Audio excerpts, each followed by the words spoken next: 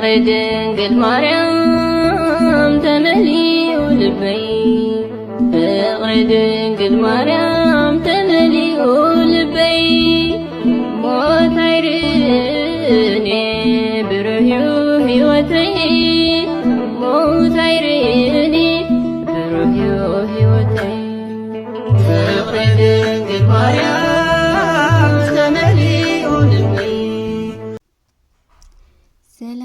ሰላም ናይ ትጂ ቻናል ዩቲዩብ ተኸታተልቲ ከመይ ኣለኹም ድሕና ዲኹም? ኣነ ሰላም እየ ኣምላኽ መስገን ከም ሰላም ዘለኹ ሰላም ክትኾንለይ በዓልቲ ምልእ ተስፋየ ብመቕፃል ንዛ ቻናል እዚኣ ሓደሽቲ ዝኾንኩም ላይክ ሳብስክራይብ ናገበርኩም ቤተሰብ ኩኑ ናይ ወትሮ ተኸታተልቲ ንኽትኾኑ ደሞ እታ ናይ ደወል ምልክት ናነኻኹም ቤተሰብ ኩኑ ናወልክየ ነባራት ዝኾንኩም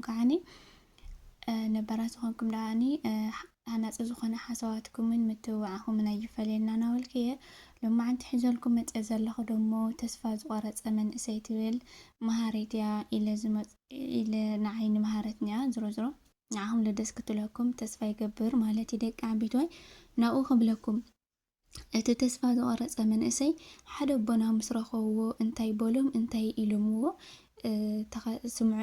ደስ ክትለኩም እያ ማለት እዩ። ናብኡ ክብለኩም ተስፋ ዝቆረፀ መንእሰይ እቶም ኣቦና ነቲ ተስፋ ዝቆረፀ መንእሰይ ምስ ረኸብዎ እንታይ ትገብር ኣለኻ ዝወደ ይበልዎ። እቲ መንእሰይ ድማ ነሰይ የጥፍእ ኣለኹ በሎም። እቶም ኣቦ ከምኡ ዲ በልቀፅል ረቢሸካ ይቅርታ በልዎ። እቲ መንእሰይ ኣታ ሰብኣይ ክመውት እየ ነብሰይ ከጥፍእ እየ እንተወልኩኻሰ ይቅርታ ትለኒ በሎም። እቶም ኣቦና እወ እዚ ናተይ ምኽሪ እዩ ስለ ሞትካ ማንም ሰብ ከም ዘይግደስ ፍለጥ ንስኻ ሞይትካ ዝኾነ ቆልሕ ኢሉ ከም ዘይርኤካ ንዝኾነ ሰብ ከዓ ሞትካ ጉዳይ ከም ዘይኾነ ንኽትፈልጥ እየ በልዎም። እቲ መንእሰይ ነፍሰይ ዘጥፍእ ዘለኹ ንሰብ ኢለ እንድየ ኣይኮንኩን ብኸመይ ትፈልጥ በሎም። እቶም ኣቦና ብፈጣሪ ተስፋ ክቆርጥ ዝገብረካ ካብ ሰብ ሓሊፉ መን ክኸውን ይኽእል በልዎ።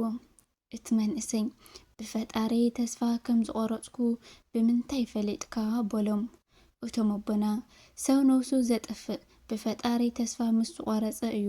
ምክንያቱ ፈጣሪ ተስፋ ዝህቦ ንኽነብር እምበር ንኽመውት ኣይኮነን ከም ዘይኮነ ንስኻ እውን ትፈልጥ ኢኻ በልዎ።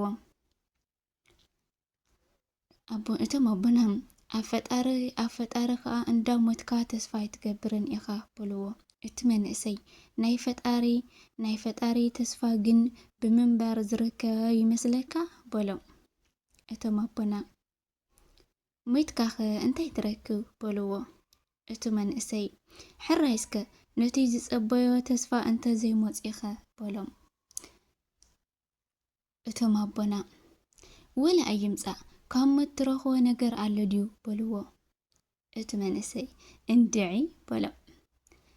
እቶም ኣቦና እምበኣር ኣብ ሰማይን ኣብ ምድሪ ትኾኑ ኣይትፈልጥን ኢኻ እሞ ኣብቲ ዝተውሃበካ ምድሪ ብተስፋ ጽናሕ። ኣብ ምንባር ተስፋ ኣሎ ኣብ ሞት ግን ወላ ሓንቲ የለን። ካብ ጸልማት ወፃኢ ወላ ሓንቲ ከም ዘየለ ንስኻ እውን ትፈልጥ ኢኻ በልዎ።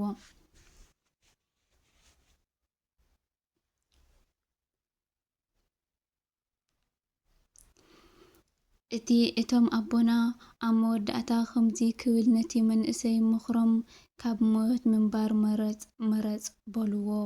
እቲ መንእሰይ ምኽሪ ናይቲ ዓብዪ ሰብኣይ ሰሚዑ ነብሱ ካብ ምጥፋእ ኣቋረፆ ናብ ልቡ ድማ ተመለሰ።